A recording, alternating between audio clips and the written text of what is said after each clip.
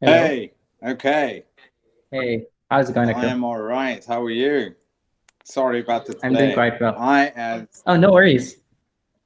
I don't know where is the bloody thing in here?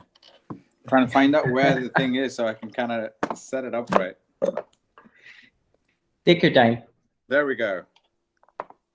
Great. I like your hat. Cheers, thanks. Is there a name for that kind of hat?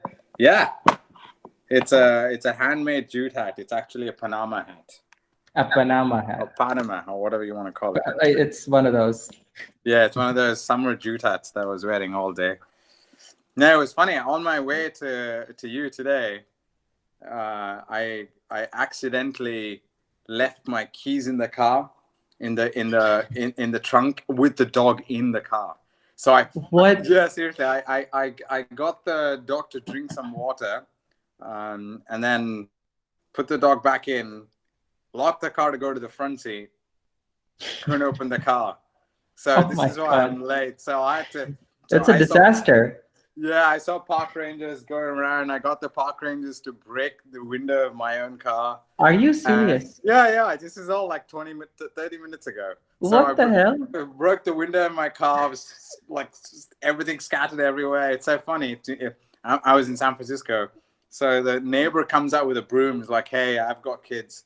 So you've got to clean the whole footpath now. And I was like, okay, fine. And so I'm cleaning the footpath, and then I had to put all kinds of towels because there's glass everywhere, and Right. hopefully there was no glass next to the dog.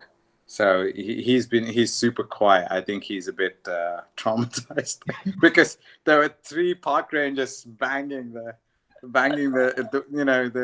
passenger seat window. Anyway, I'm here. So You're remarkably taking that in stride. You could be like very upset right now. I am a little sad that the Mazda. Look, it's so funny, right? When you go in the car, it recognizes that I have the keys and it switches itself on. Right. So it knows that. So why did it lock itself? The keys in the car. They It's should just just. far enough Yeah, from I the know sensor. something, but it's in the trunk of the car. Like some QA engineer must have tested the trunk of the car. For God's sakes, what the fuck? Anyway, it is interesting. So I'm pretty mad at. Then my next car is going to be the car where that's going to be in my test drive. I'm going to put the keys in the trunk and see if it locks. But you also have to put a dog in the front just to see if that like is a variable that matters. Yeah, next does the dog block the Yeah. radiation? What the heck? No. Well, thank you for giving your time anyway. That Yeah, sounds very cheers. traumatizing, to be honest. It's a little it's kind of sad, but it's fine. It's not a big deal. I've had an entire week off, so it didn't really poke me. Where were you? Or are you still there? No, I'm home. I'm back home now. Okay. Okay. Yeah. Where'd you go? What do you mean for the What? holiday? You mean? Yeah, yeah, yeah. Oh no, I was at home, man. I actually decided I was gonna get up in the morning and leave home every day. So I drove to a different Oh, neighborhood. Went to Napa. Went to Saint Helena, Calistoga, all up in the same street. So went to okay. all those neighborhoods. Didn't really, I'm not a big wine. I don't drink much alcohol at all, actually. So I it see. was, it was just a neighborhood watch for me. So Okay. I go to random neighborhoods, try to find chai, drink chai, contemplate life, and drive back and try to take photos along the way. That's it. Man, you're such a fascinating human being. Just the way you live is Come on. very Not good. fascinating. No, really. This is the part I'll tell you, which you will be definitely fascinated by. Yesterday and day before, I'm myself fascinated by this. I enjoy this so much. So I drove all the way from Oakland to San Gregorio Beach. It's all the Okay. way down in one, and there's a cliff you go up. So we were just walking around because I wanted to play drums in front of the water. So Okay. and it's during the week. There's nobody in the streets. So this was day before yesterday. Thursday we walked. I walked up the cliff with the dog. It's like your own personal amphitheater because you're on top of the cliff. You Okay. can see the entire horizon. There's no person Oh, around wow. you, and it's flat ground. So, and the water is below you. So I could just see the bay everywhere, the sun, and I just played for 2 hours. And the next day, I went back and played for 2.5 hours. It was Oh nuts. my So God. I've had. There's nothing better than just listening to water and playing drums, because you have to play drums pretty loud. Tabla is pretty. It's not a loud drum. It's not like a djembe or something. So it's Right. so you have to play it right. And I can see I'm breathing and my hands are better because of it. It's amazing. I'm gonna definitely do that again. So I've been Should doing we talk about that today? Do you think? Because whatever you want to talk about. no. It's the pitch for the whole project is basically there's conversations everybody wants to have, right? And you don't want to bore your friends to death, or maybe you're so passionate about it, it's something you're always talking about. But I love listening to people, obviously, and this is not going to be a conversation that happens all the time. So Yeah, think of me as an eager listener. You have so sure. many hobbies. Like generally, the people I talk to, they have like two or three hobbies, or Yeah, one or two. For yeah. you, I don't know. You could pick anything. I initiated this for sure because James was like, "Do you know Akhil's really good at tabla?" I was like, I'm "Get out not. of here." I'm not really good, but I'm so far away from really good. Yeah, I we can talk mean, about tabla. No, sure. mate. I'm the way I classify my tabla skills is I would say um, I'm an advanced beginner, maybe a fastidious intermediate tabla player or something like that. When did you start? When did you get interested in it? Yeah, good question. You want the whole story? Yeah. So there's, how people sometimes people say that the instrument chooses you. This definitely happened to me. Okay. So I clearly remember. Look, I wasn't a big fan of tabla. I really didn't listen to much tabla at all growing up or anything like that. No musical influences of classical kind of any kind. No music at all. So I've never really. Really?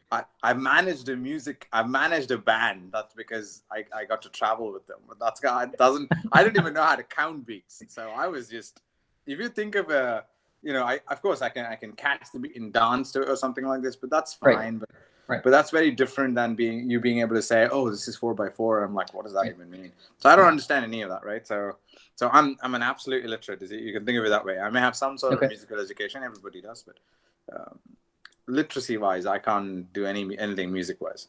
So maybe 2010 or so, I was at 2008. I was at Cornell, and Zakir played with a bunch of other people. So it was Zakir Hussain on tabla, his brother, something Qureshi, I forget his first name, on drums, and a bunch of other people. There's a few other percussionists, I think.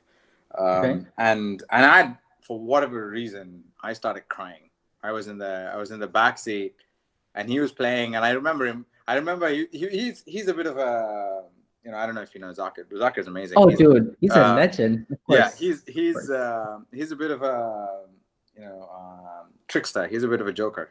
So he was on the bass drum. I remember him playing Pink Panther. So he was playing melody on the bass and right. he was playing that on the bass drum, and I was like, wow, this guy's nuts, because he was trying to show off the melodic elements of a percussion instrument, which is, for me, I didn't even know what that meant back then, but now I don't think I know what that means. So it's almost like you could play melody on a sitar or a guitar or something like this, right? So that's melody, right? Acoustic guitar or something. You can play it. That's any string instrument you can think of as you can play melodies and harmonies and such. Absolutely. You can play a melody, but percussion is you can't change the pitch of the note. I thought, right? Yeah, it's always just a beat. You can't play you can't play any of that on the drum usually. There's the usual drums, you can't do that. You set it at one pitch and you're there. You know what I mean? Like same here too, but I think that the key is that you can play with tabla. You can almost pluck it as though it's a guitar. So you mute it in one end of the drum and you play the other end of the drum. It's almost like how you pluck you hold the guitar down one end and strike the other. So your hands are placed in a way that you're doing that. So it's like a fully stretched skin. So you're muting it in one place and hitting it in another. And the way where you mute it and where you hit it produces different melodic sounds. Okay. So that's the cool part. So tabla has, you can think of it as I also take, I told you, I walk around streets and take photographs. So you can think of tabla as a color photograph, where some other mostly staccato based percussion instruments are all black and white photos. So it's it's you only have like 3 sounds or something, and you make the most out of it. Your drummers have like 20 things around them because they all want these different different tonal qualities, right? So, but they're all mostly staccato tonal qualities. You need Mm-hmm. those many drums around you to produce those sounds. With tabla, you just need this one guy sitting in front of you, and you make insane number of sounds from it. So anyway, so I started crying when I listened to Zakir, like like a child, like uncontrollably crying. And my girlfriend from then was sitting next to me, and she was like, "What the fuck's wrong with this guy? Something's really off." You were in I grad was, school? yeah, I was crying so much, mate. Oh my Damn. god, I cried straight for like 20 minutes or so, Wow. and then I totally forgot about it, and yeah, that it just stayed with me. You can't forget experiences like that. Of course. And then I moved here. I moved to a bunch of things happened, and then I moved to San Francisco. Here, it was somehow I knew I had to pick it up. So, I went and searched for a tabla teacher when I was here. I was driving with a friend actually, and he was like, "Dude, you got to pick up a percussion instrument or something." And I'm like, "Fuck, I know which one. I know exactly." I know nobody. Somehow this thought has never occurred to me. It's like 5 years. I got to go do this. So the next day I come home. I search for tabla teachers. I called some guy in Austin. Okay, so I'm here because that guy's phone number. I don't know he's from Austin. I go to some website. I call this guy. This guy scared the shit out of me. He was like, "Hey, look, it's not just pick up the guitar. How old are you?" I'm like 31. So he's like, "Okay, look, you're 31. You don't want this. Like, just pick up a guitar. You can play a song or two. You'll feel happy about it. Don't do this to yourself. Like, this. It's gonna take like $600 for you to feel like you've made a little bit of a. It's starting to sound like it can be music. 5 years from now. Oh my For God. you to feel that way, you'll have to hit $600. I don't know. It didn't bother me at all. Like I eventually called someone else on that list, and he gave me a number too. He was like, "Hey, where are you? Here, call this guy." So I called him, and I've been learning from him. So it's actually I learned from this guy called Jim Owen. Okay. He's in Oakland. He's his main instrument is tabla, but Okay. his father was a jazz drummer. He's a percussionist. He plays all kinds of stuff. He plays mridanga, kanjira. He also plays a bunch of African instruments. I when I go to study, he's got all kinds of instruments around him. And every summer he goes to Ghana to learn African stuff. So he's That's amazing. He yeah, lives the he's learned. life. Yeah, that's his life. Like percussion is his life, and for him, so it's pretty amazing for me to learn from. It was kind of interesting to me too. Like I didn't want to go learn from an Indian person or something like this for some reason in my head. In my head, I was like, no, I can't do this. I need to learn this from. I don't know. Maybe it was because of this guy who picked up the phone. It was like, 600 years and da da da. He was an 600 Indian guy. hours. I think so, yeah. And so he was like, don't do this. And I was like, maybe it was a test. He was like, I'll find out. Because he was like, look, most people come here and they're not going to take it seriously. And Jim said that to me too. He was like, yeah, we'll see. Like, do 20 classes. And if you stick around, yeah, we'll find out. But I mean, it sounds like in some sense that guy was a personification of something you had been telling yourself deep down inside for 30 years. 100%. Yeah, 100%. I mean, even today, sometimes I go back to that place, honestly. You know why?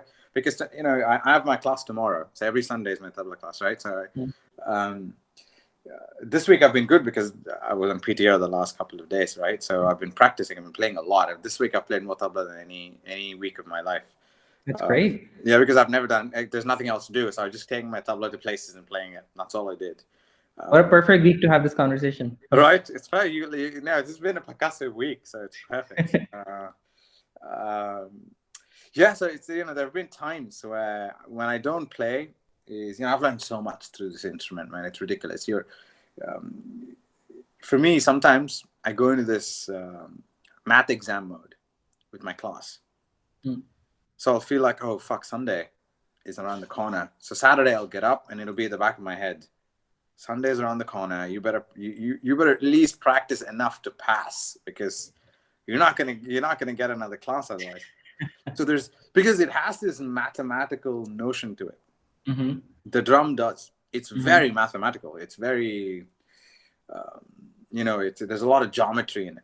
The way the composition works and the way they teach us is also very mathematical. So it's almost like, sometimes I get asked questions like this. It'll be like there is a phrase of five letters, let's say, right? It's almost like Mm-hmm. the 5 letters can be taka takita. That's 5. Okay. Taka takita. That's 5. Right? Okay. Taka takita. 5. So he'll be like, okay, but you've got to. It's 4 per beat. So if you're keeping 4 per beat, so you're going 1 2 3 4 1 2 3 4 1 2 3 4, but you're saying taka takita taka takita taka takita taka takita. Oh, it shifts by one every time. Oh, it does something crazy. Yeah, it does all kinds of things. So he'll just be like, okay, this is what you're gonna do. Yeah, today I'll give you a phrase of 5. You have to say it in 4s. So then I have to do this math in my head because I have no other way to check myself. So I'm like 5 4, common multiplier is 20. So on the 5th beat, you know, on the 6th beat I'll be back on 1. So that's how I think of it, because you need to go 5 rounds to go back to 1. Yep. They'll both meet on the 6th. So I have to be like, one, I'm saying things, and on 6th, if I'm back on something, I'm like, oh, good, I'm back. So so there's a lot of stuff like this. And sometimes it's a lot of syncopation and stuff. The syncopation stuff is... What is syncopation? Oh, so if everything lands on your downbeat, so it's almost like, let's say it's this: 1 2 3 4 1 2 3 4 1. So there's that. I see. It's on the downbeat. Okay. What if it 1 2 3 1 2 3? Oh, that sounds so different. Yeah, so that's what they call syncopated. It doesn't land on. I like your explanation better than the word. Yeah. Yeah, wait, this is how I understood it. I don't know what the heck these words mean, right? So my first class, I even asked my teacher, what is rhythm? What is scale? What is pitch? Because I don't know any of these things, mate. Like, I still don't exactly get these things, but at least some aspects when I play them, I get it, right? So yeah, no, for me it is a very experiential thing, because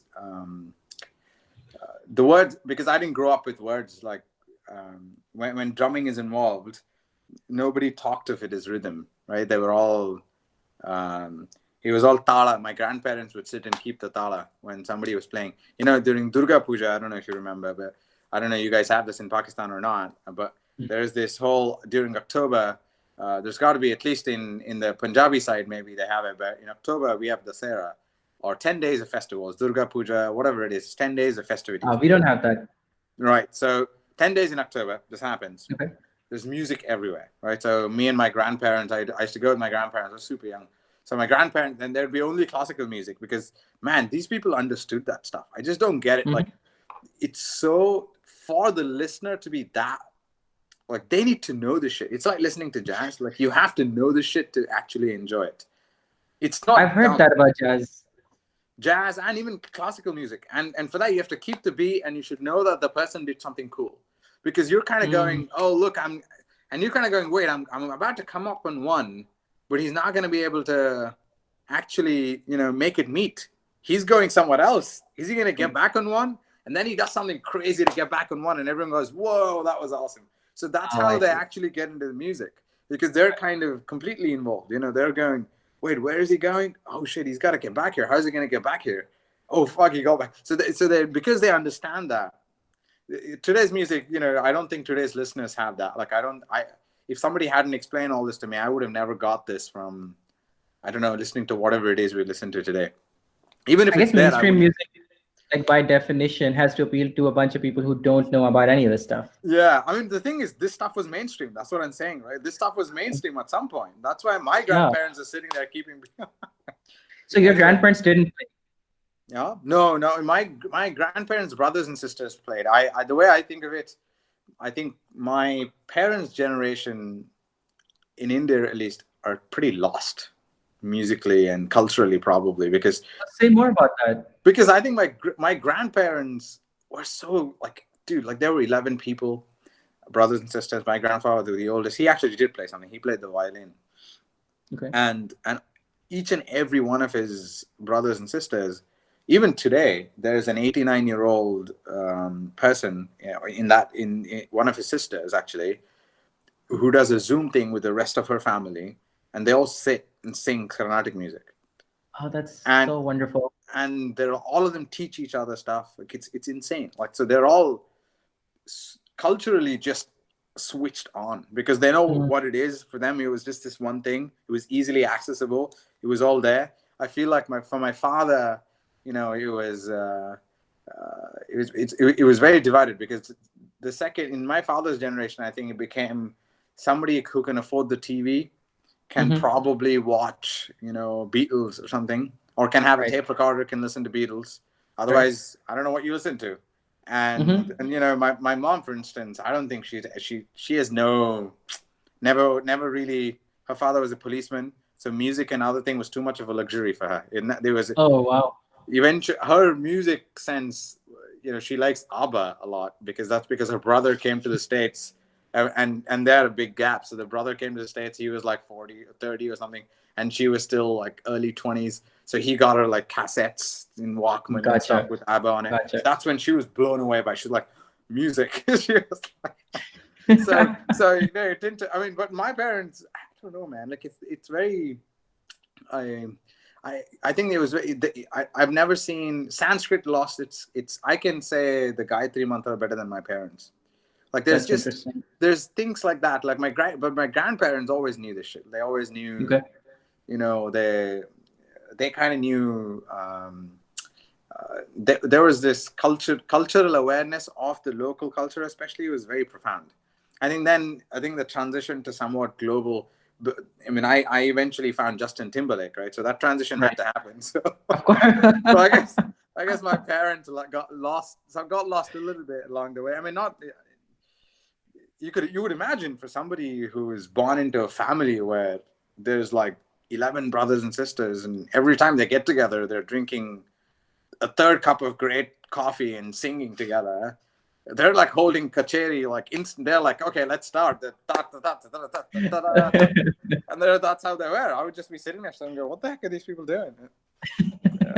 That's how they like. That's how they spend their time. So anyway, I don't know where I started and where I am now. I mean, I think this goes back to you. You say that you don't have musical education, but you're deeply rooted in a lot of musical background, I would say. Yeah, but had never really practiced it. It's not like it didn't happen. Yeah, I mean, yes, there is definitely good music around. There's no doubt about that. I mean, there's no doubt. But I think it's a different thing, mate. The thing I've realized is, yes, dancing to music is amazing. Listening to music is amazing. Music itself is absolutely incredible. Of course. But now I'm starting to realize, God damn it, even if you can make a little bit of it, so many of my life influences come together with this sort of stuff. But imagine you're a lot of people are, my friends around 30, 31, back then, they would all be like, what is this? Why are you doing this? Like, this, I mean, there's this, it gives you a sense of humility as well, because the guy my teacher was teaching 5-year or 6-year-olds before me sometimes. For sure. I've seen an 8 or 9-year-old play much better than me. For sure. So I'm going sitting there, and then now you can't do it to beat him. You know what I mean? You can't do it to be the best in the world. It's not about that. Yeah. So it forces you. At work, you're trying to be the best or something. You're trying to get promoted. You're doing all this stuff. There's always like this thing you're trying to hit, right? And here you are sitting. It just feels so insane for me. I'm just sitting there going, I'm not gonna try to fight this guy. Like, he seems amazing. He's an 80-year-old dude enjoying playing music. And that's the way I started was, I was like, look, when I'm 70 or 65 or whatever, I just wanted a hobby that I'd enjoy. That's all I want. And then I was like looking back to my life going, wait, I don't actually have one. I better because I don't think I play tennis or cricket when you're 65. Maybe if you're really fit, you could play some tennis. I've seen some 70-year-olds play tennis and kick ass. I've seen that. But you've got to be, physically gifted, and you really have to, and you can't just sit in one place and do it, So I was like, okay. And I'd seen videos of 95, 98-year-olds, I forget what his name, they call him something Tirakwa Alauddin Khan Saab or something like this. And they call him Tirakwa because he's the Mount Everest of Tabla or something like this. Oh, wow. So this guy, I've seen YouTube videos of this guy. He's like 94, sitting there jamming himself out, and he's like sitting erect, like he's like he's not like he's stooping his shoulders or none of that shit. He's like sitting straight, playing with a calm face. And I was like, yeah, that sounds bloody incredible. So it was just one of these things. I needed it. And that's why I started. But again, look, you fight this, right? I mean, I fight my inner math teacher. Like I'm like, oh shit, I'm going to go to a math exam. I better fucking fix. So it takes you on your own journey. Learning as an adult is very different from the fearless, intrepid learning as a kid, because you don't give it, you don't have these, your mind doesn't work against you. I mean, to me, that's inspirational, right? Like I've had a similar feeling where I spent about 3 or 4 years getting really good at the game of Go. Mm, Um, and I had the exact same feeling where I was 27, 28 when I picked it up. And I would go to tournaments and get trashed by 10-year-olds. Like absolutely, like, they would do this thing where the kid would be like tapping his finger. And I would think for a couple of minutes, make a move. He would just make the move immediately and then just like keep tapping his finger. And I know exactly the feeling you're talking about, where yeah, like it doesn't have to be about beating this person. yeah, It's about the fact that I took something seriously as an adult and now it's a part of my identity, and it yeah, teaches you so much about life and other things. yeah, Because one thing absolutely. you do have above those kids is it's enriching your life in a very different way, Yeah, right? totally. I can be present to it doing many more things. I can Yes. use it I can perhaps use it as a tool that brings me more things than, neighbors shouting at me. Totally. Yeah. Yeah, you're absolutely right. Yeah. So how did your journey go with Jim then? Like he was incredulous. He was like, "All right, I'll see you if you take 20 lessons." Did you do the 20? I did. Yeah, I totally did. So I came up with a formula for it though. So I was like, okay, look, I'm going to pay for all 20 right away. So I did. So I paid for all 20. Now I had to go to 20, right? Like, now what am I going to do? Not do 20 classes? So I did do 20 classes. I mean, I make a good student. I'm somebody who came home and studied. So when it comes to putting the work that I need to put in, that's the thing. So I make a decent student. I may be a, I mean, when I don't know, being a student is very different from what I see musicians do. They're more than students. They're devoted to it. You know what I mean? Yeah. There's a sacrifice. There's a devotion. It's like, but I'm an average student. So if I had a bad day at work, I don't go. I don't even sit next to the tabla. So this is another thing I learned recently. It was very interesting actually. So there's this whole pattern of like, oh fuck, I've had a long day at work, and then I'm not in the frame of mind to sit in front of the drum, because there's all these other work stuff going on in my head that I need to resolve. If I don't Mhm. resolve that, I can't quite be present with something else. So I have to resolve Sure. this. So I'm sitting and writing stuff down or whatever. But I like tennis and things like that a lot, because you can beat the shit out of the ball, and the Yeah. second the ball's coming at you, you forget the world. At least that's how it Yep. is for me. And I already Yep. have enough skill that there's not much friction. The second Mhm. I get on the court, I'm on. Like, there's nothing stopping me. But tabla, I'm learning, so it's not like I sit in front of it and music starts showing. It doesn't work that way for me, not yet. So it's How long not. has it been? This is 3.5 years now. So it's Okay. definitely, at least now, Alex says sometimes it sounds like music. So because she's, lived with me for the last 3.5 years. She has been through the probably all kinds of torture, and there's no, yeah, you don't You want said to. it's not a quiet instrument. It is no, well, it's not as loud as djembe. It doesn't make that a quiet instrument. Trust me. No, no. It's not drum kit either. I'd say a drum kit is definitely louder. Yeah, but there are these electrical drum kits nowadays that you can just put all music into your headphones, Oh, and really? yeah, it makes a little bit of sound, but it doesn't make the big. Yeah, there are other ways to get around that. With tabla, you can't. Yeah, so Jim's great, man. Like, recently he told me this, and it was amazing. And I did tell him once. I was like, look, I can't keep up with this homework bullshit. Like, it's starting to be too much of a mad thing, and I'm gonna go tell him that. So I went and told him that look, I'm really struggling with this. Like, every before the class, I get sort of stressed that I haven't practiced, and it's starting to wear on me a little. So he was, it was so interesting. Like, he basically, I'm really starting to open up to him, because I would have not even told a person that before. Right. So I was like, nah, he's my teacher. I got to give in to this. I got to tell him everything. So I just go and tell him how whatever I need to tell him. So that's been a big breakthrough for me personally. To just go somewhere and be like, hey, come as you are. I'm just gonna come tell you. Like, this feels like shit to me. I'm having difficulty. I'm scared of keeping the beat. Like I say things like that to him all the time now, and he's really helped me in walking me through that spirit. And I feel great. So recently he said, he's like, look, if you had a good friend, especially because of COVID times, man, like I'm just sitting on this bloody desk for 10 hours. So he was like, look, if you had a great friend, especially if you had a bad day, you'd go and have a coffee with him, right? When you would do this, you would go hang out. You'd just drop everything, go hang out with him. That's what you would do. You were pissed, you would go hang out with a friend. You would do whatever it is, you hang out with a friend. That's what you got to do with the tabla too. He was like, oh it's man, not. that's beautiful. Just come hang out with him. Like that's why you don't need to make music. Just come sit next to the tabla, make whatever sounds you want to make. It doesn't matter. Like, just if you're angry, bring the anger. Whatever it is, just come as you are to the drum. The rest will just happen. You don't have to put too much pressure. You don't have to sit and play perfect tabla. Just come to the drum. Your friends don't expect you to be perfect all the day. So it just hit me, and I was like, you know what, great. This thought has appeared in my head that I want to treat it like a friend of mine a while ago.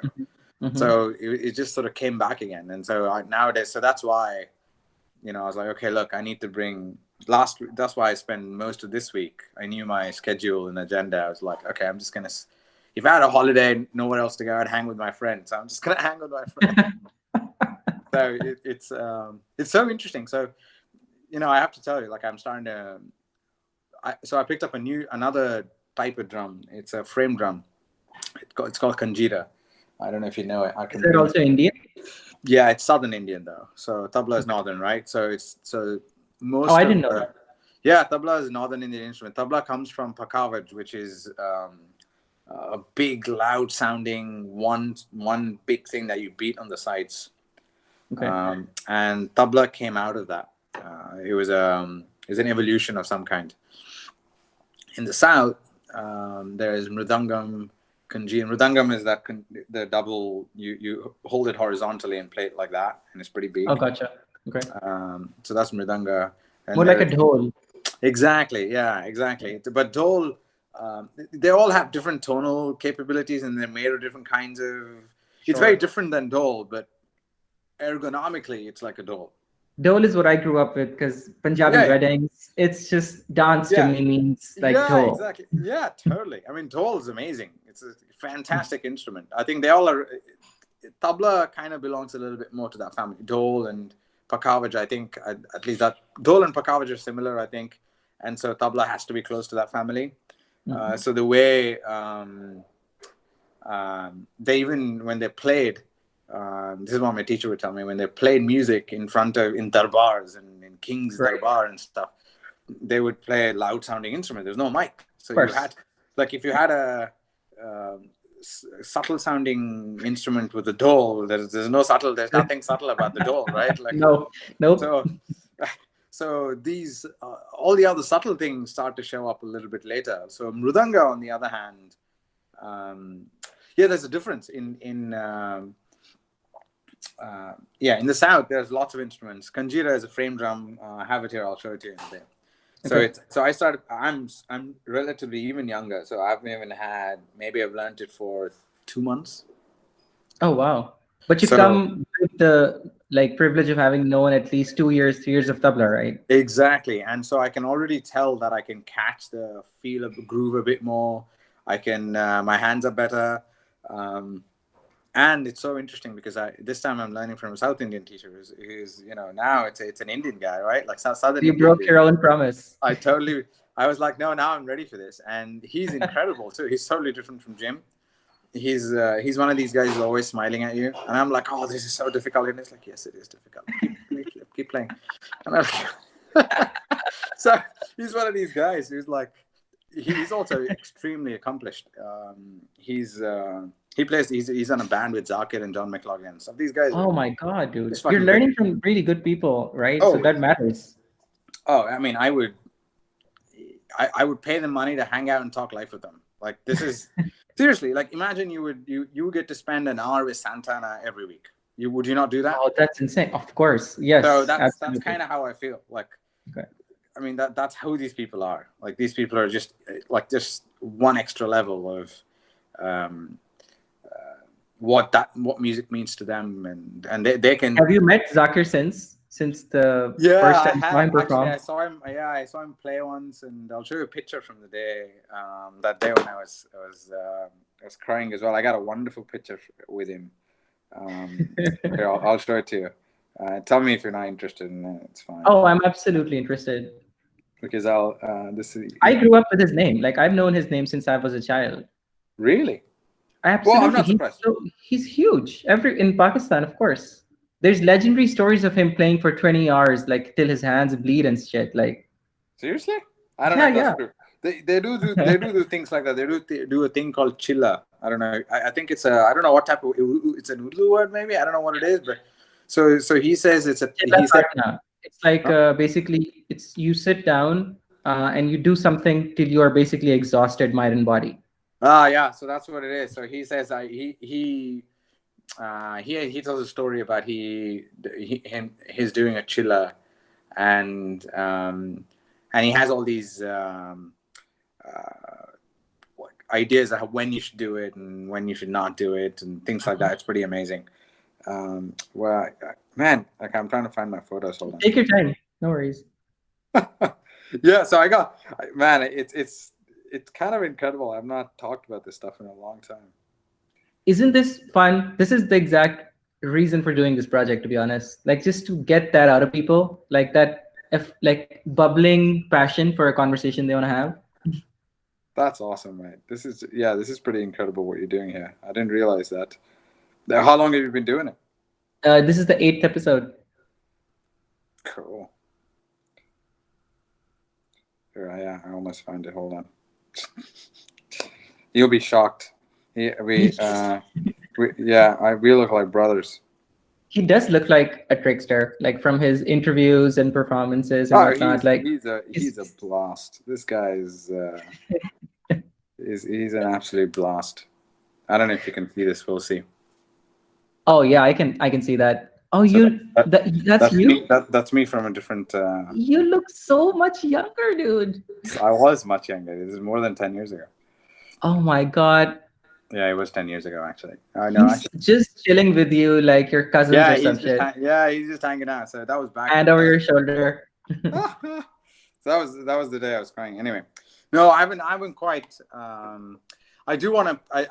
I think at some point I'll find myself an opportunity to play for him. He's very accessible, dude. Once you're a Oh, part of the yes. once you're a part of the Bay Area community, I believe that he's accessible because I have Oh, is my he? teach. Does he live here? Oh, he lives in Marin. What? He's lived in Marin forever. He actually since he was I have 19. what?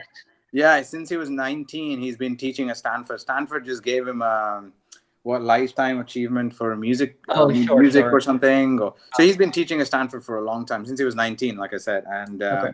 he used at least 4 years ago. He was the director of the SF Jazz, in on Hayes.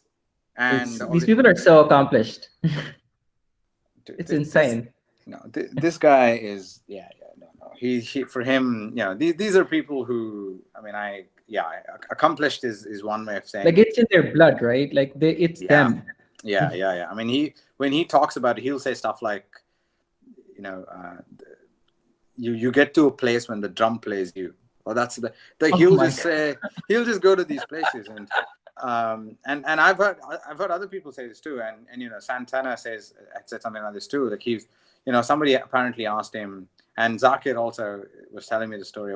He was in some interview, maybe it was my teacher. I don't know who told me this, but Zakir has a very peculiar style, and he plays a certain set of composition that's very peculiar to him.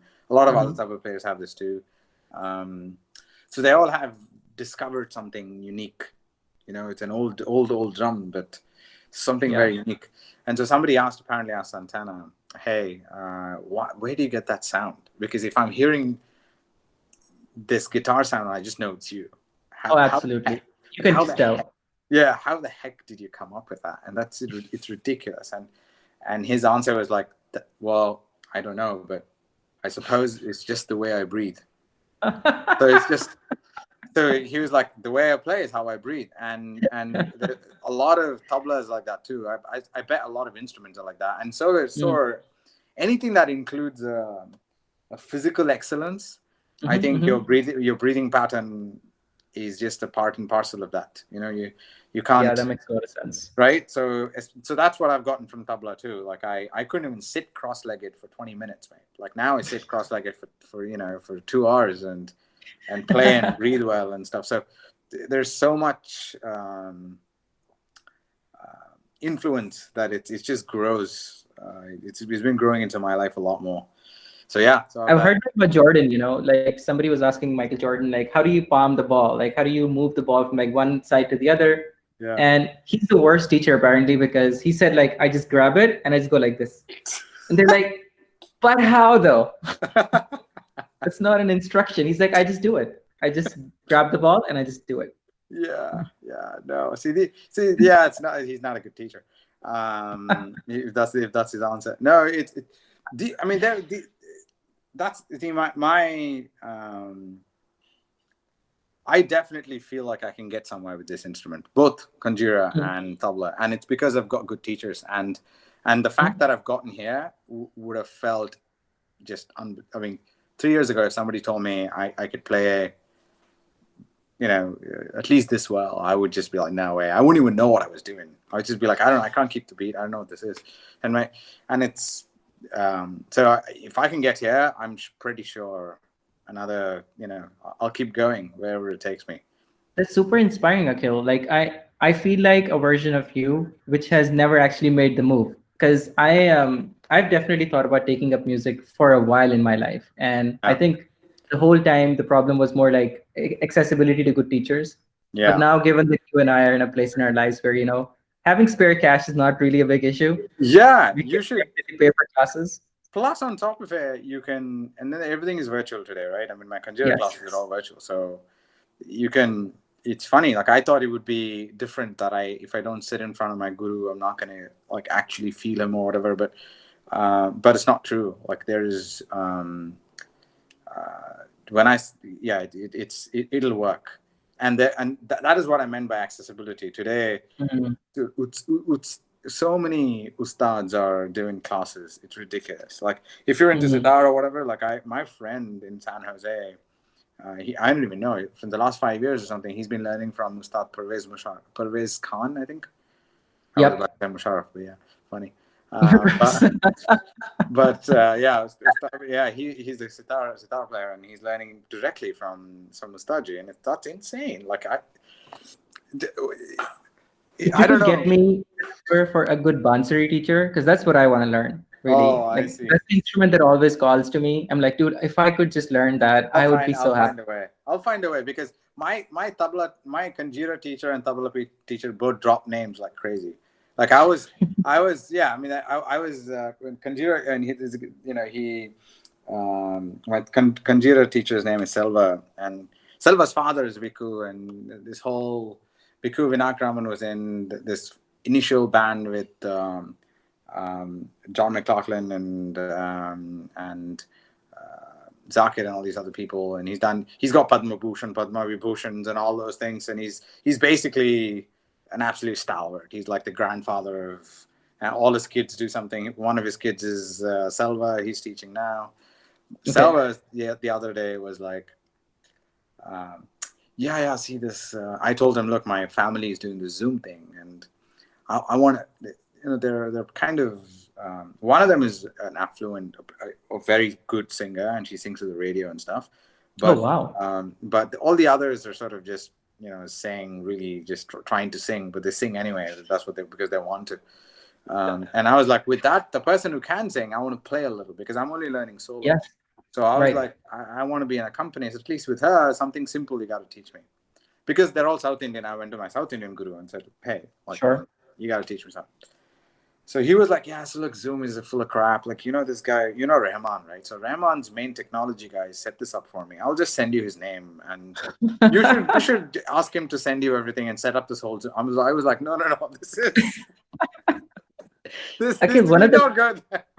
That's So you're amazing, right? Like they're people. They're just, and some of them are really nice people. So they they're don't come amazing. with this whole baggage of like, I'm this high five person. They, once you Yeah, get to know, honestly, one of the best ways I found to be part of the scene is yeah, just to get to know one person who's yeah, nice. yeah. You're absolutely right. So now I know two people. So I'll find you a varsity teacher quite easily. Oh, dude, that would be a dream come true. I'm not even kidding. Seriously. Yeah, easily. Don't you worry. I'll find you a teacher. That's on me. All I have to do is ask one question, dude. That's not a big deal. And I'm like you. I'm like, once I have a teacher and the responsibility is there, I am hardworking, man. Like Yeah, I will come in, I will do the work. That's how I got fit. That's how I yeah, got into fitness. I yeah. I did the remember. thing I you remember did. you telling me about this. I went and I paid for 25 lessons, like 25 sessions, straight up. I was like, I'm gonna come here. And he said, if you're gonna take this seriously, you gotta come 4 times a week, 7 a.m. I was like, I'm there.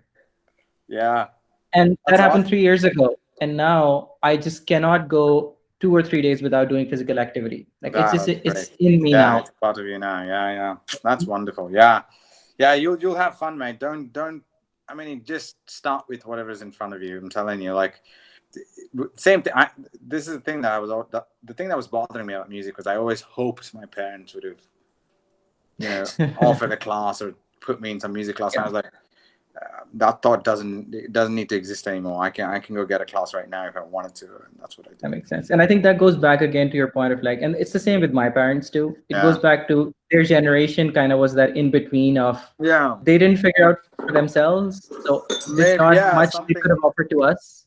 Yeah, there's a little bit of that. Which way are we going? Oh, Listen. we can basically go anywhere you and I now because there's accessibility has reached a peak, That's right. right? Yeah, yeah, totally. You're totally right. Yeah, this is what's interesting, right? To me now is like, it's rather cognitive overload is on the options. So that Yeah. you've done all the work to know what your instrument is. That itself is. I mean, the rest is easy if you ask me. Because nowadays, too many people, pick up the cool instrument. And most of the time that's a guitar, right? Yeah, yeah, So exactly. so it goes from there, and I don't know where they land with this, but I've seen way too many people just trying to do it for the wrong reasons. Maybe sometimes it's um, if you do it now, for example, and I am and about that age. I'm 32. I turned 32 this year. yeah, so I'll tell, yeah, for you it'll be a struggle, but at the same time, if you can be present to the struggle, then it'll change you. It definitely But changed I me. like that. Like that excites me rather than That's scaring me. awesome. Yeah, that's awesome. That's great. Yeah, a lot of people don't want more of that anymore. A lot of people are like, enough struggles. Like I'm fine. Like I'll watch Netflix or whatever. You know what I mean? I don't know where to go with this, but No, no, no. I know that, exactly. that's kind of my, yeah. It's important to, People want to retire, right? They want to like, when is the comfortable bit coming? When can I stop the struggle? When am yeah, I done? yeah, But between you and me, like this goes way beyond Tabla or music, but the times in my life when I've had epiphanies, when I've yeah, been deeply involved, have not been comfortable times. yeah, totally. Yeah, yeah. They can't be because you're breaking through something, and that never is comfortable.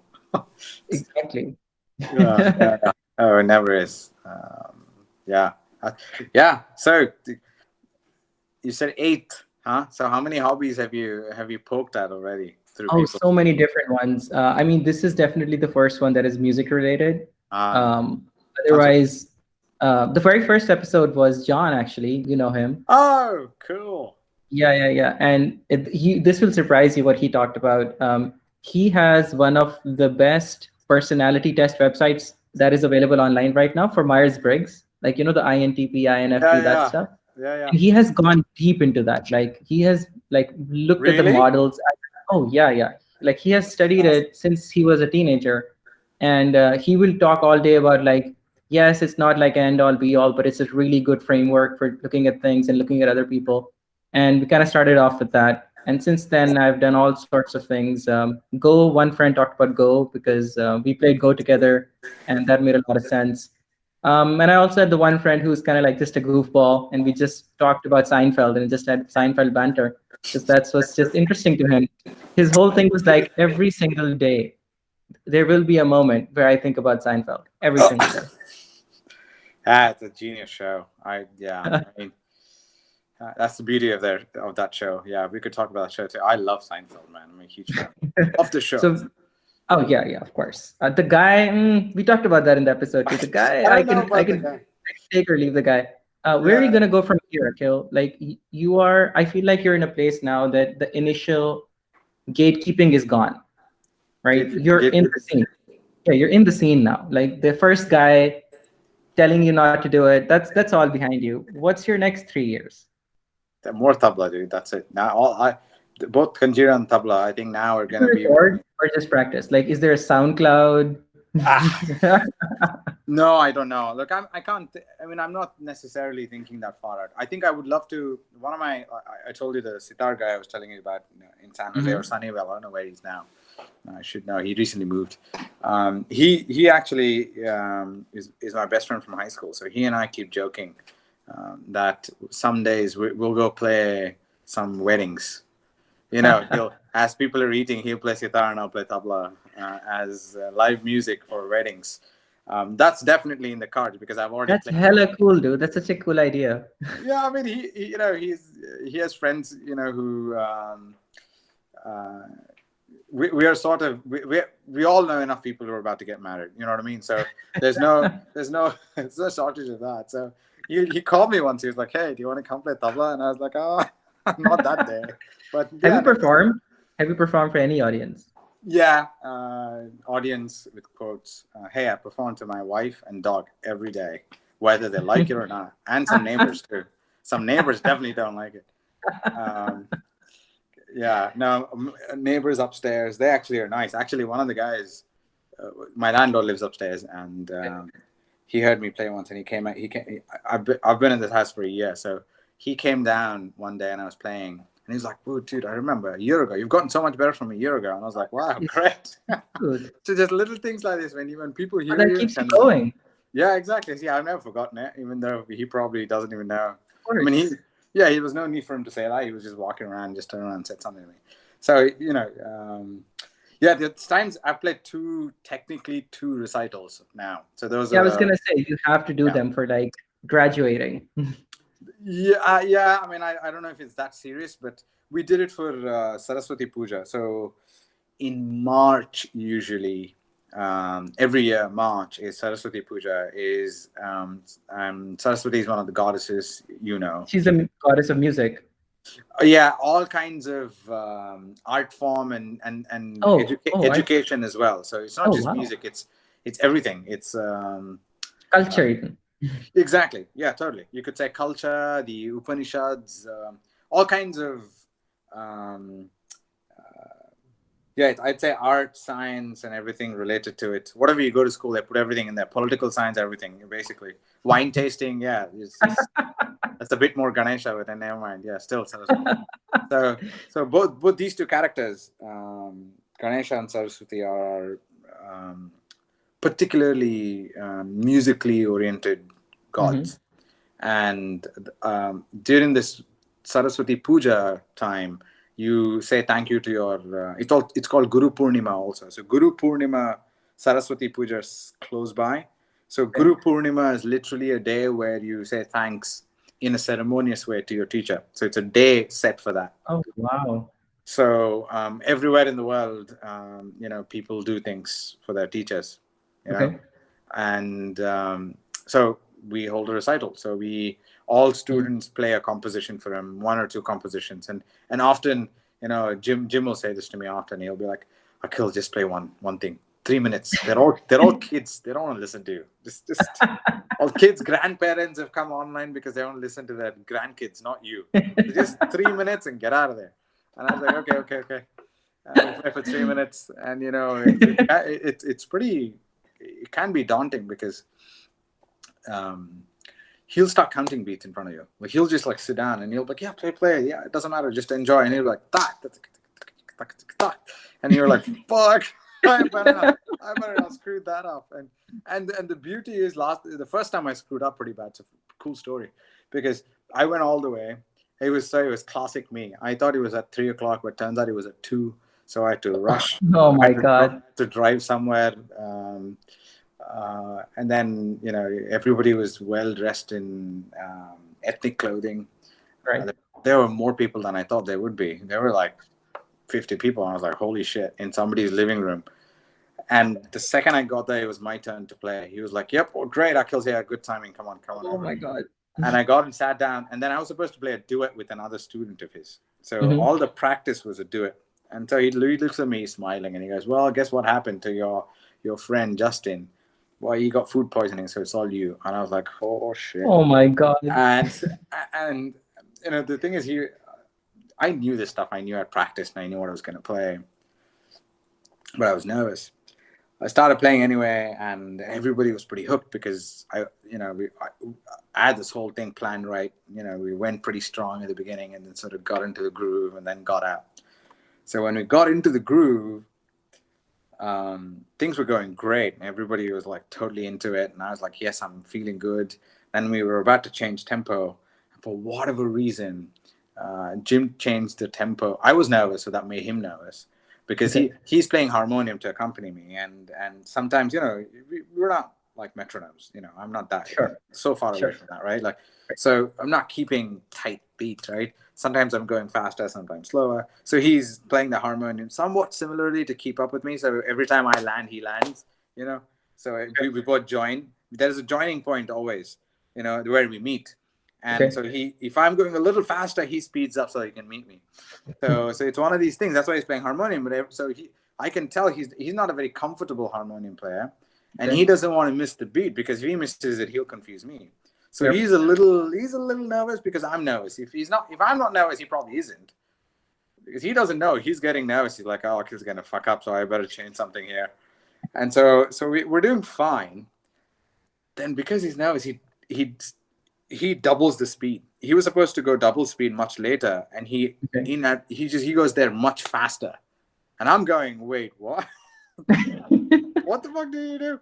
And he's like, well, what? Play. What's going on? And I was like, oh shit. And I just stopped. I stopped playing. Like, can you imagine? Like in the middle of, I was like, no. I think you did something wrong. And he's like, and he was just gracious. He was like, oh, I see you want me to go back. I'll go back. And he was very calm and cool. And he went back. And then I was so nervous. I made a couple more mistakes. And so he had to help correct me. So it was a bit of a disaster. And it was so funny. Like, I came back home and I was telling Alex, I was like, I fucked up in front of 5-year-olds, kids, 5-year-olds, and they probably are going home and telling the kid, look, if you don't practice, you remember that dude?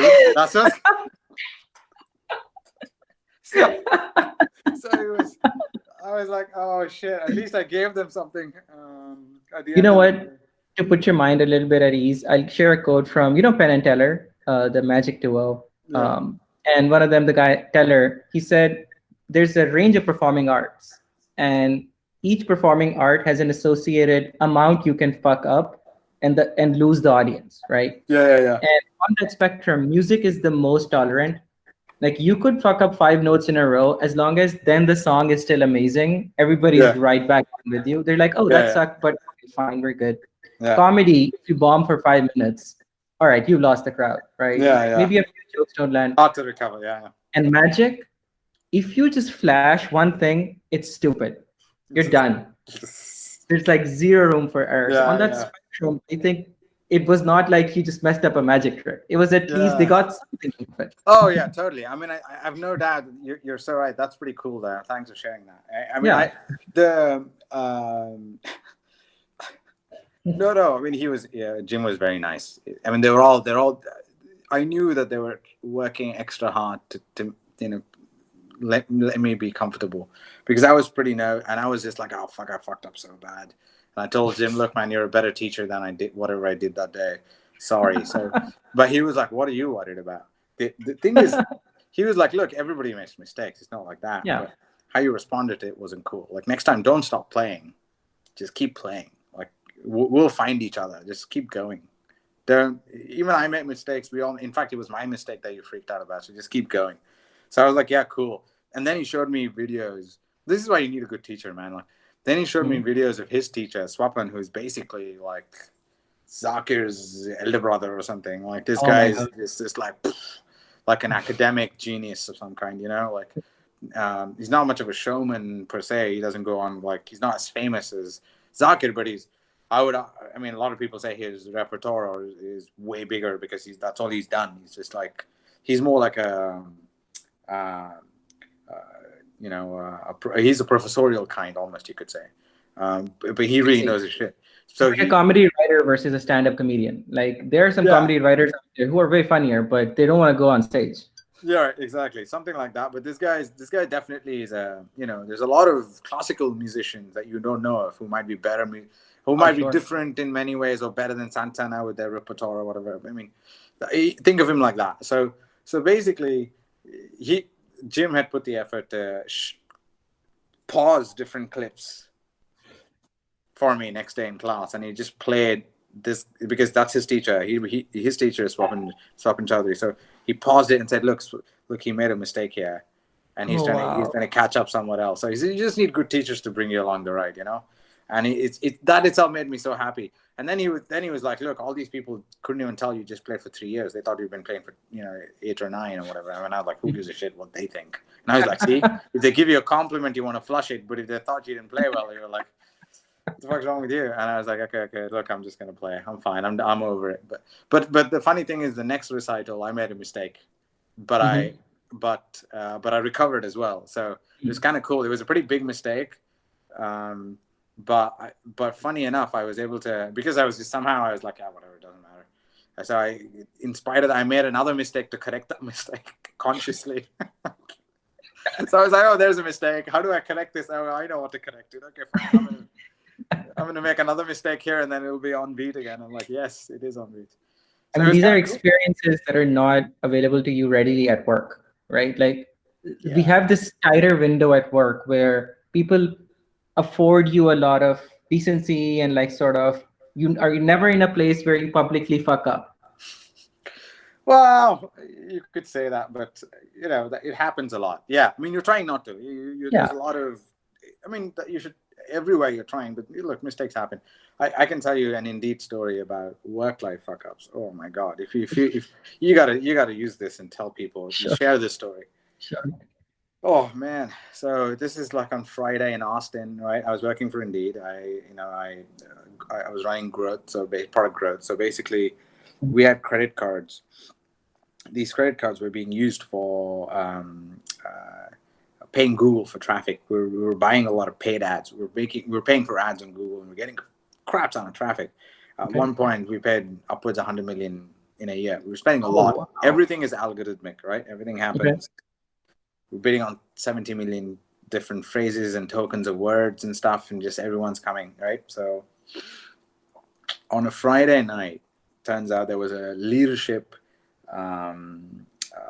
offsite, and they were all in New York. So they're all so Friday night. There's all SVPs and CEOs, C Okay. levels and SVPs are hanging out. So they finish the thing, and then Ronnie, who's the founder, puts his card in. And so somebody, the waiting staff tries to run it, doesn't work. Comes back to Ronnie, says, "Hey, card's not working." Ronnie's like, "Are you kidding me?" Ronnie's worth like 400 million or something, right? Oh my goodness. He's worth as much as Johnny Depp, probably, right? So Okay. like this guy's nuts. Like he was the founder CEO, or I don't even know if he was still CEO. So he's like, "Nah, run it again." So they run it again. It fails, right? So everyone, then he's like, this is odd. Why is the corporate card shouldn't be happening? So my boss is sitting next to him, and he's like, okay, wait. And yeah, the CFO is there, the acting CFO was there. He's making fun of the card. He's like, what? Is something funny happening? Did we just lose all our money? Did we get hacked or something? What's going on? So they're having this conversation, and then my boss is like, oh shit, maybe something. Everyone then takes it seriously, right? Your boss is joking. Everyone else said, did I fuck up? They're all like, what the fuck happened? So I get a call at around I don't know 10:30 in the night. Like I'm outside drinking somewhere with friends, loud music. I'm like, fuck, what happened here? Why would my boss be calling? He would never do this. Right. So I pick up the phone and I'm like, hey, what's going on? And he's like, okay, there's something must have. Can you just check if something's off? You don't have to respond to me. Just shoot me a text. Go check if we used this card in all our paid campaigns. Okay. So I go and check, and then it is the same card. So I kind of tell him, hey, it is the same card. He's like, yeah, something's odd. I don't know. Can you check if something's off? And I'm like, yeah. And then he's like, just get back to me on Saturday. Yeah, fine. Okay. First thing Saturday morning, I get up. I'm like, groggy. I'm just like, I definitely had a lot of drink. So I look. It was the most I'll never forget that morning.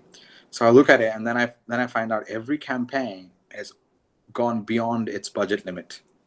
I checked like 3 or 4 of them. I'm checking. I'm like, okay, every campaign is $2,000 of a limit, and we have upwards of 400, 500 such things. Okay, Oh, wow. so probably more than that if you multiply all the countries. It's imagine 6 million keywords. So it's like thousands and thousands of these things, and each You're talking thousand like millions of dollars. Yeah, so it's like everything is $2,000. It's gone way beyond $2,000. We've already asked Google not to spend more than 2,000, but they've already gone like limit is 2,000, spend 4,400. I'm like, what is going on? How does this even happen? So I call the guy who reports to me, who owns this area. So I'm on the phone with him. I'm like, hey, something's off. You got to go look and tell us what happened. Mm-hmm. So he takes a look, and he's worked there for a long time, and he writes me a note. And he's like, yeah, all fucking campaigns have gone. This is definitely because of us. You got to tell Paul that we fucked up. Oh my God. So I pick up the phone. I tell Paul, it's definitely us. I don't know what's happened, but we've spent upwards of $9 million in like half a day. Jesus. And then not only have we spent that much money, it publicly blew up in your face when your CEO was not able to pay for this party. Not just that, it actually gets worse because we don't know what happened, right? We're all like trying to find out did anybody change did anybody commit code? What the fuck happened? Let's find out. So the whole Sunday is gone, and then we eventually found out what happened Sunday evening. All Saturday is gone. Sunday we find out what happened. So this is what happened. Google and gang sent an email on Friday. Every Friday we get emails, right? So this email came in saying, hey, API updates. How many times do you get API update emails and not give a shit about it? So we didn't. So there was an API update email saying, hey, Google AdWords API, da-da-da-da-da. And somewhere in there, it was like, watch out, we're going from millicents to cents. Oh my God. So we make precise bids. So all our bids were in millicents. So if you said 5 cents, it became $5 now. Jesus. Or $50. So basically 1,000x more, basically. Yeah, 1,000 actually it became $50. So 5 cents is $50. Sorry, yeah. So right. 5 cents is $50. We have 5 cents a bit for billions of keywords and millions and millions of keywords, tens of millions of keywords. So basically, we won every goddamn auction, beat the shit out. In spite of there being second prize auctions and stuff, we basically blew through shit so fast that their own systems, by the time they realized something's over 2,000, it was already double that amount. Like that's how many people were searching. Oh, wow. I see. They try to put their things down. They try to stop it, but so I go back to work on Monday. I was like, okay, cool, great. You do? They did let you back in on Monday. Yeah, I was like, okay, look, we're all getting fired. It's fine. Let's go. Whatever happens, happens.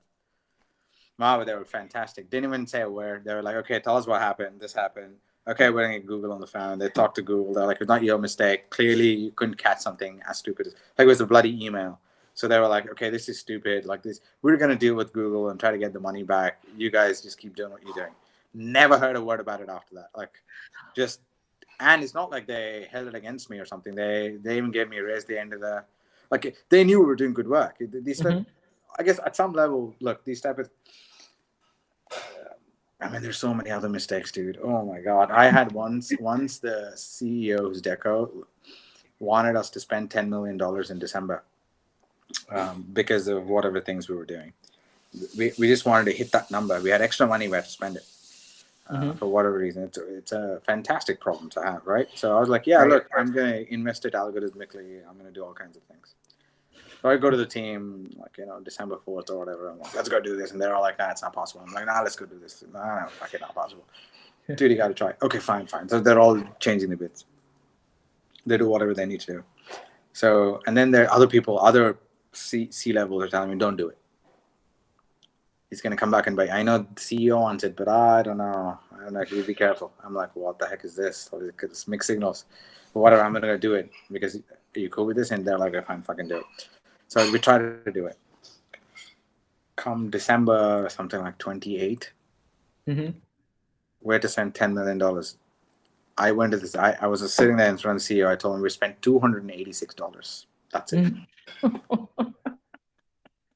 So we tried to do all kinds of things, but I only spent 286. So he was on a Skype call. I remember this, and actually Google Hangout call. He was like this.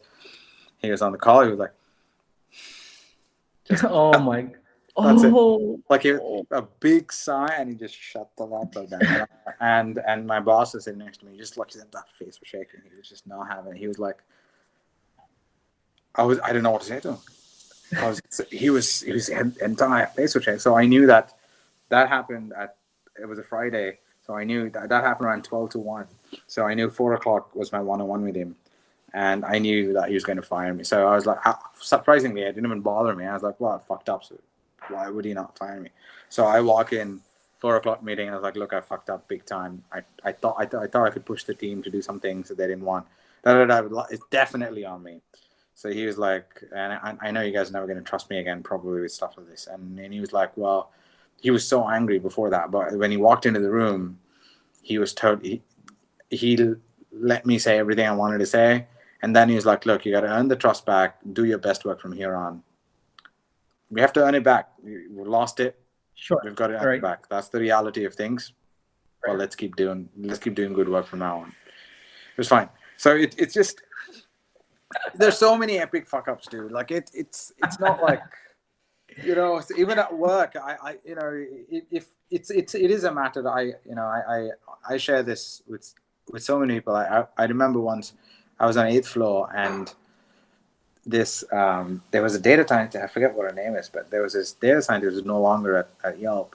She was crying in an ADF. So I was like, what happened? She was like, well, I had the chance to do this presentation. Everybody was there, like Jeremy and others were there. And I fucked up big time. I just missed all these 4 things, and it got hammered on. Like, all these questions were asked, and I didn't know anything. And she was just like, "Oh, I had an opportunity, I blew it." And I was like, "Well, sit down. Let me tell you about some of my stories."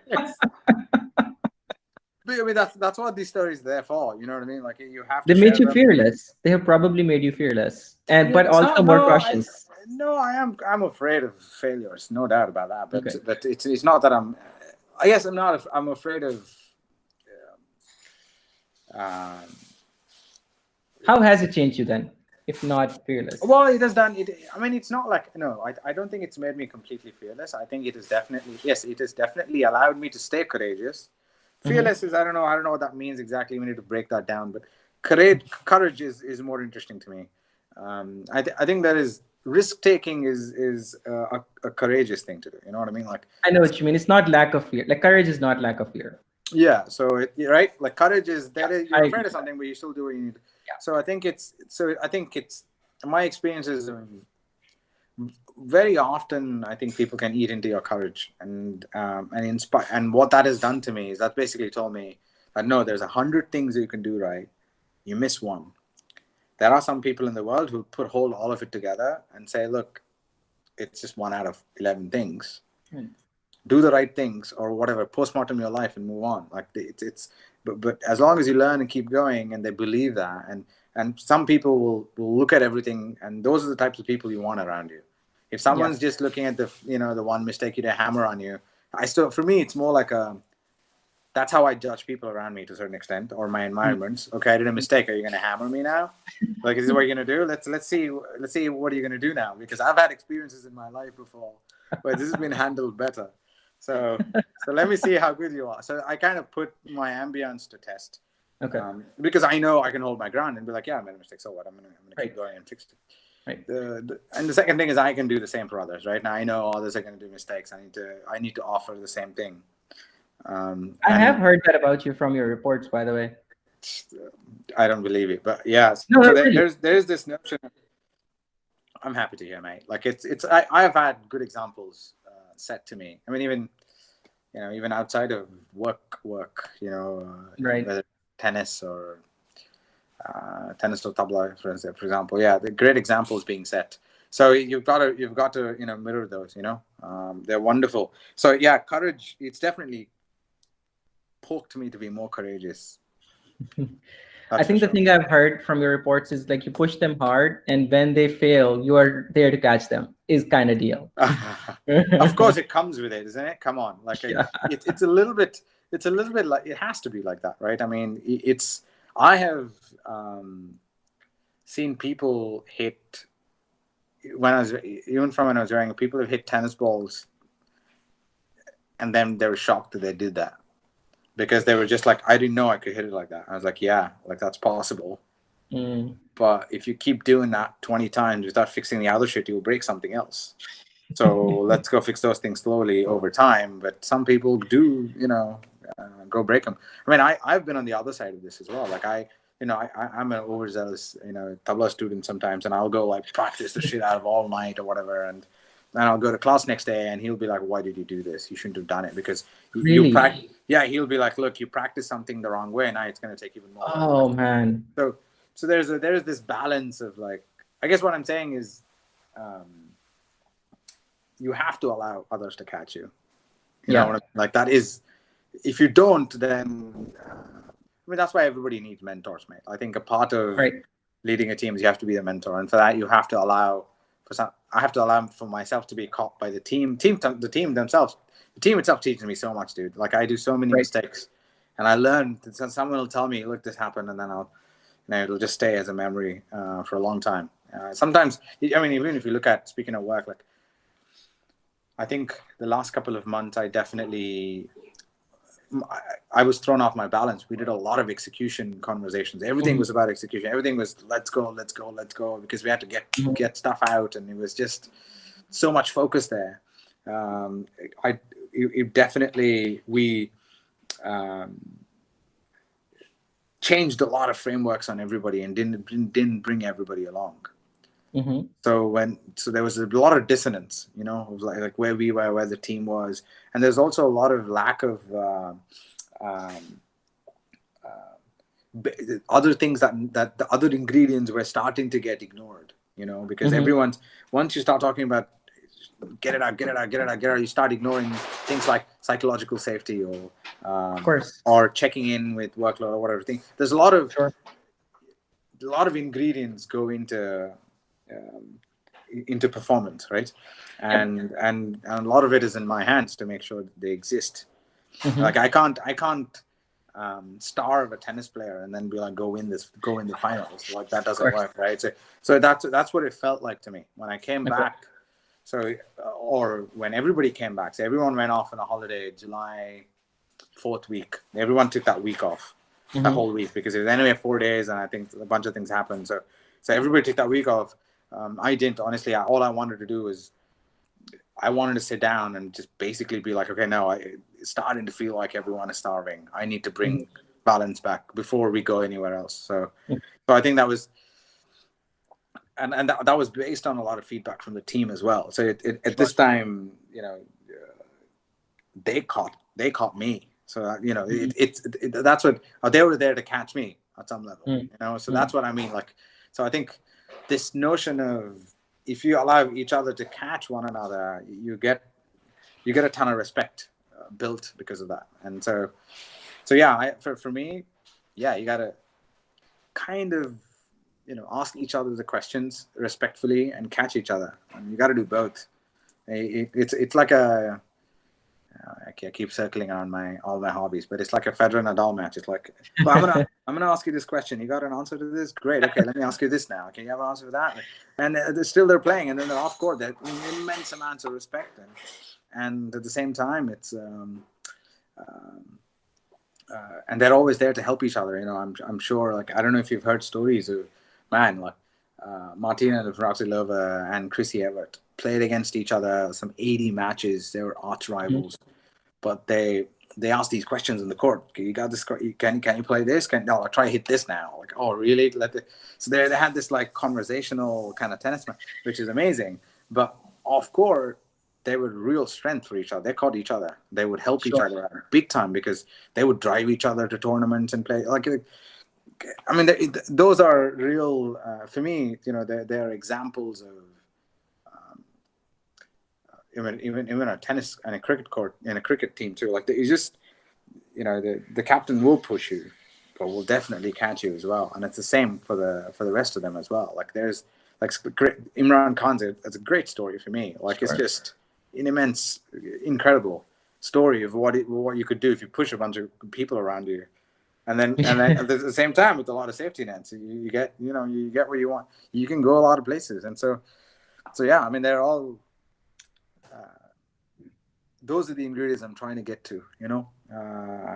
We'll see if I can get to some place with it. We'll see. No, I'm learning a lot, and I'm glad that we are taking these tangents from Tabla because again, it's your hobbies all touch upon something core about you, and Tabla Yeah. is one facet of that. Yeah. Let me maybe end on this question then. Is there Oh, a question that you sorry. thought that I should have brought up that I didn't? Ah, I don't know, man. No, Something that you really care about for Tabla, or where I can go from here, or people who are listening to this could go from here. Like I think one of the main inspiring things from this was, dude, you can be any age, learn music, just that's right. like engage with it. Yeah, I think it is. It is that basically it is this notion of, yeah, for me it is going back to why I wanted to do it to begin with, and just keeping. There's going to be a lot of friction. It's not going to be as easy as a small kid, but Yeah. But I think there is a lot of small wins along the way. It is one of the and the reason why I like music, to be honest, is it is so clear to you that you've improved. Like you can't. It's impossible to deny that to yourself. Like you will just be like, yes, I've gotten better, and and you'll feel that every week. Sometimes you'll just Wow. there are times when this whole week I just played the one thing. He gave me one exercise, and he was like, play for 2 hours in the morning, 1 hour in the evening. It's the one exercise, and I could just tell that I've just gotten better at that one exercise, and I know I can play other things better because of the exercise. And I know that. I just know that, and because I've Friday is so much better than Monday, so great. I've already so there's this, so it's almost this like you feel it, you can feel it so clearly that you've made progress. At everywhere your body's made progress, your ears, your at some level, if you belong to that thought, that that school of thought, then you'll believe that you've brought balance to your soul or whatever it is. Like I believe that. So for me, it's for me, I've moved everything forward. So for me, it's like, okay, look, that's why I'm doing it. Like, yeah, sure, if I can play, if I can get a album out, I'll do it too. But the point is, that's not kind of knowing that I'm not gonna be the best tabla player on the planet is a big relief for me, honestly. It's like, Okay. great. Like I'm not trying to go compete for that number one spot. I'm gonna do it for these reasons. But because you don't compete to be the best friend, right? You don't do Oh, that. that's so pretty. That's such a good thing So you just said. yeah. So you need, look, it is, to put it to its real test for me was, I will never be lonely again. So for me, that's it. Like I'm doing it for that, and that's it. Like that if you're doing it for that, you treat it with respect. You treat it with a kind of and there's so much to learn too. You're all of a sudden so much more open to everything. The other day, actually yesterday, I learned something that was super cool. A friend of mine was showing me a video. I'm not a big fan of Rush. I've not heard much Rush, maybe sometime on the radio or whatever, but the Rush's drummer apparently is like an absolute genius dude. And he was and I saw an interview with him and a jazz drummer, and where he was saying this, he was like, don't beat the drum like this, you're not beating anything. He was like, look, just move your arms like it's a whole like choreography with your arms. Drums just happen to be in the middle of the drums barging in. So he's like, you're not hitting it, it's hitting you. You just have to move your arms. Like that's literally how. I mean, you can watch the interview, and it just blew my mind. It's like, okay, look, he's like, all the drums is played in the air in between the drum and your hand, because how you move in that air is the drum is doing all the hard work of producing the sounds. You're just moving. So how you move is all that matters, and that was a completely new perspective for me. I never thought of it that way. So it's kind of interesting, right? Now you're like, okay, cool, that's interesting. So it's almost like, yeah, move your arms. The drums are in the way. So it's somebody. This is the thing. Somebody spends so much time sitting with an instrument, and you have access to all of this, because once you open up to that, then it's just so joyful, mate. So I think for me, it's just two things, because it's almost an instrument of joy, and it's a tool to access joy, and it cures your loneliness. So I would say these are great things. So you got to go pick up whatever instrument you want, and if you're somebody who used to play and has stopped, yeah, no, it's time. And now is the time, honestly. Like, All right. I think I'm gonna wait for that connect to the Bansuri teacher then. yes, I'm gonna text him right now. Actually, yeah, once I get off. Dude, that would be wonderful. And maybe 3-4 years from now, I can tell a story like your story, and that would be such a joy in life. Well, even better, we can just jam. Oh, that would be The amazing. music Go to will come. weddings together. Huh? Go to those weddings. Yeah, we could jam. We could do a live podcast with music, or we could go jam in a wedding and make like $20 and get some free food. Well, thank you so much for doing this, Akhil. This was so much Yes. fun. Cheers. Thank you. Thank you so much. I hope you have a nice rest of your day. This is And I so hope much the fun. car situation gets better. Thank you for doing I this know. with like I'm gonna that go. on your mind. I'm gonna go get some REQs down and start to observe whether it works or not. Yeah. Take care of yourself, sir. Cheers. You too, sir. Thanks. Bye. Bye.